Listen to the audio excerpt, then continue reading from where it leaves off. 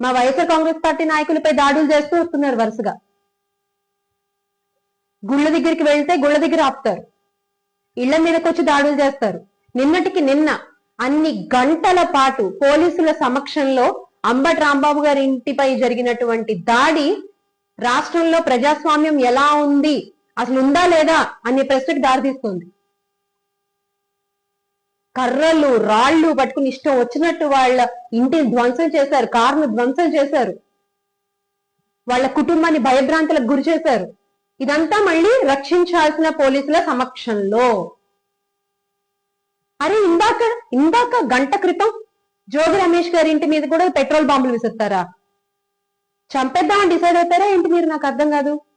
ఆ రోజున ఎలా అయితే వంగవీటి రంగా గారిని నడి రోడ్డు మీద హత్య గురి చేశారో ఇదే చంద్రబాబు నాయుడు గారి అధికారంలో ఉన్నప్పుడు, మళ్ళీ అలాంటివి ఏమైనా ప్లాన్ చేసుకుంటున్నారా ఏంటి?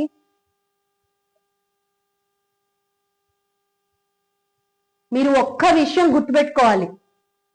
మీరు ఎన్ని దాడులు చేసినా, మీరు ఎన్ని కుట్రలు పన్నినా, ఎంత మందితో మీరు ఇళ్లపైకి వచ్చినా చివరికి సత్యమే గెలుస్తుంది. నిజాన్ని బయటికి రాకుండా ఎవ్వరూ ఆపలేరు.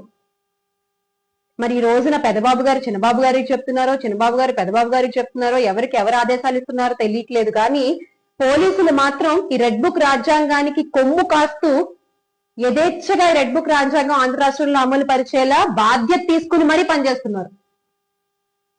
మీ సమక్షంలోనే నిన్నటి అంబటి రాంబాబు గారిపై జరిగిన దాడైనా, మీ సమక్షంలోనే ఈరోజు జోగి రమేష్ గారిపై విసిరిన పెట్రోల్ బాంబులైనా, జోగి రమేష్ గారి ఇంటిపై విసిరిన పెట్రోల్ బాంబులైనా అన్ని మీ సమక్షంలోనే జరిగాయి కదా.